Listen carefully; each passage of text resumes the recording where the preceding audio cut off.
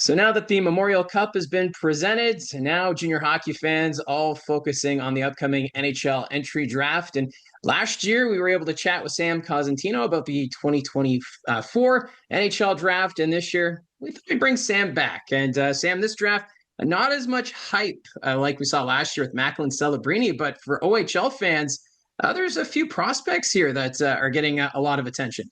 Yeah, for sure. And it starts with Michael Misa, just won the EJ McGuire Award as a guy who led the league, the CHL, with his 134 points and 62 goals. For me, you look at Michael and what he's been able to do over his exceptional status time and really amazing stuff. I mean, Matthew Schaefer, he's the guy that everyone's talking about being the number one guy. And so when you mention this draft, you almost put Matthew aside because it almost seems like a foregone conclusion that the Islanders, if they maintain the pick, are going to take him. So, it starts with those two guys, moves down through the list. I think Jake O'Brien has gotten a lot of late love here. Brady Martin up in the Sioux. Kanan Hson, of course, that a lot of people that are watching this will be very familiar with. He's done some amazing work and has really turned the eyes of a lot of people in his direction as well. So, all in all, like probably the best that we've seen coming out of COVID for the Ontario Hockey League. Yeah, it seems as though maybe 2008 was the last time we saw three guys from the OHL go top three in the NHL, which is quite remarkable about just the talent that's coming out of the OHL right now. Yeah, it's great because who knew what was going to happen coming out of COVID? I mean, who knows exactly what's going to happen when all of this NCAA stuff comes to rest. I think we're going to see a couple of years of a lot of different things happening there. But in the here and now for the Ontario Hockey League, you mentioned '08, and of course here we are sitting here with those guys being in the top group, and I didn't even talk about Porter Martone out of Brampton too. So plenty to talk about for the Ontario Hockey League. It looks like a banner year again for sure. And you touched on Matthew Schaefer, who's expected to go first overall, which is quite remarkable considering the amount of time he missed this year. He started the season with mono, and then he didn't. It looked like he didn't miss a beat when he returned to the Erie Otters before suffering that shoulder injury at the World Juniors. Yeah, it's crazy. This guy's ability to take over a game is unlike many that I've seen. But his gregarious personality, the fact that in his draft -1 and draft -2 years, he's played less than 100 games, and still with just 17 games played this year in the OHL, not excluding the others, that he's the top ranked guy. Like you just don't see that. I remember Brett Connolly in his draft year missed a ton of time. Morgan Riley in his draft year missed a ton of time. We've seen that before, but not to the extent where it's been just 17 games and fewer than 100 over 2 years. And Porter Martone's a player that Barry Colt fans have seen a lot of over the years, that rivalry with the Steelheads. Uh, do you think he could have a chance to maybe take that top spot, or do you think he's kind of cemented as maybe the top three going into this draft?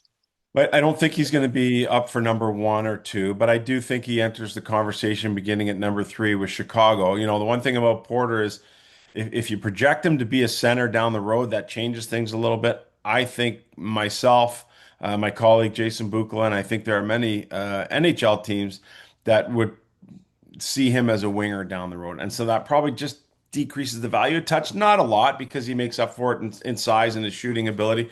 But I do think though that having that center option for teams is something that they find value in. So when it comes to Porter, I don't think he's the number one guy, but I definitely think he's a top five guy, and I do think he enters the conversation as early as number three.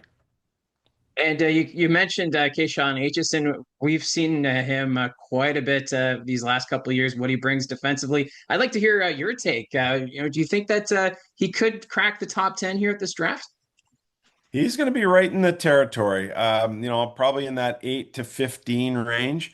I think a lot of people were impressed by how he presented himself in terms of, being dressed properly, showing confidence in the way he walks, a good handshake, that beautiful smile that he has.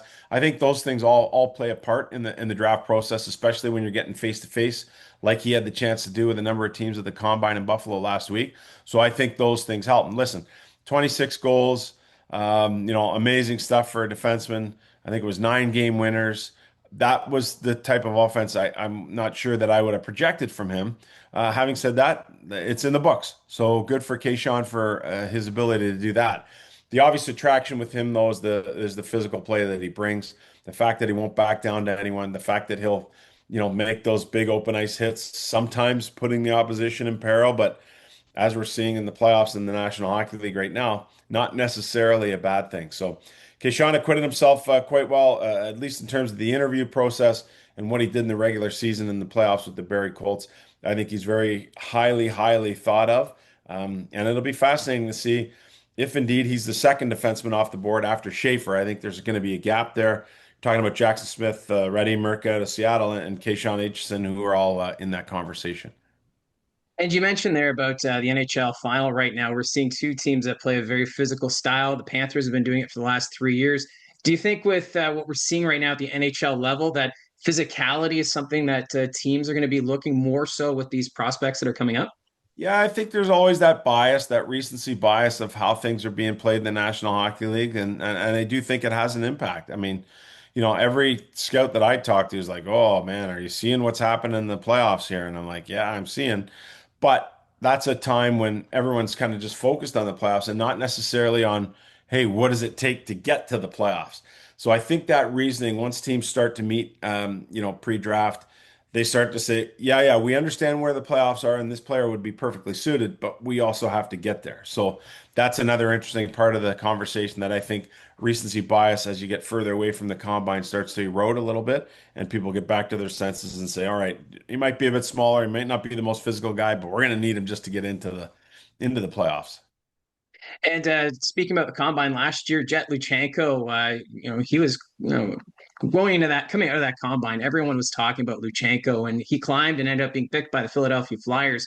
Do you see anyone coming out of this combine that could have that similar trajectory that may climb up the ranks thanks to that combine? Yeah, I look at Brady Martin as probably that guy. I think he went in there pretty highly thought of after the under 18s, but after interviewing, I think even more praise for the young man. His background in the farming, like he's unapologetically himself, and I don't mean that in a bad way, but like if you're not on the Brady Martin train, then just don't get on it. He's not looking for passengers. So I love that approach that he brings to the table in terms of his character and personality. He can play a heavy game, a straight line game, an honest game. And that's the type of game that I think suits not only the regular season, but the playoffs as well. So he's probably that guy like Lutsenko has gained a lot of late steam here. And that steam would have continued to pick up throughout the course of the combine. Just something about farmers. And then, of course, when you connect it to a combine, I guess it just connects itself, eh? You got it. Yeah. And Brady Martin's all over it. One player that showed up a little late to the party in the Ontario Hockey League, at least, was Simon Wang, who ended up signing with the Oshawa Generals. I didn't know much about him until he joined the Generals team, but he's got that size, he's got that confidence, it seems, on the blue line, and that's also paying off for him going into this draft.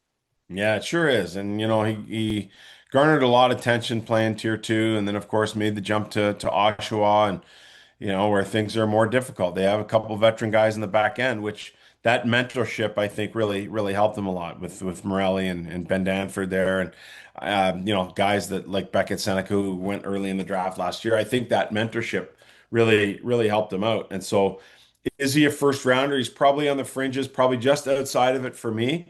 Having said that, that skating ability, his ability to handle the puck as a big guy is pretty unique. And we'll see. He's so raw. I just think he just needs games, and I'd be really interested to see where he is, two more seasons from now.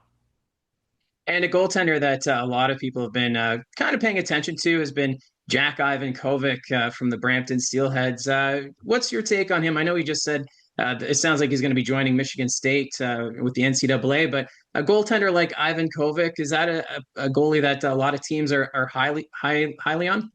Well, again, like, he had a bit of an up and down year. I was in Brampton for I think it was was it game 3 or 4 of their series against the Steelheads, and it didn't look great there. He gave up 5 or 6 that night. Didn't look great, but he's got winning pedigree. His under 18s, another gold medal. Played really well over there. I think people would project his size to be like his dad Frank, who's a much bigger man. And if people are projecting that size and that growth, then I do think he probably sneaks into the end of the first round. If you don't feel like that growth is going to be something, and Jack is where he is, I think the size will play against him, and that probably slips him into round two. Now, going into this draft, we've talked about some of the big names coming from the Ontario Hockey League, but is there any other names that, maybe fans need to keep a close watch on coming up into this draft? Well, Jordan Spence is a guy from the Ontario Hockey League from the Erie Otters who I think is a really interesting prospect. He brings a good two-way game. He's got good feet. People who were tracking Michael Misa back in the day would have understood that they were teammates back in minor hockey. And so if you're tracking along that level, you know that he's had a pretty successful career as well. So he's one guy that I think is, man, he's pretty tough to pinpoint as to where I think he's going to go, but I do believe he's a first rounder. Well, I know it's a busy time of year for you getting ready for the draft, but I appreciate you taking some time here to talk about some OHL prospects going into this draft. Yeah, always my pleasure. I miss being around the league as much as I used to be, but man, it's awesome. It's going to be fun watching the next couple of years here, and it's going to be really fun watching the guys we've just talked about.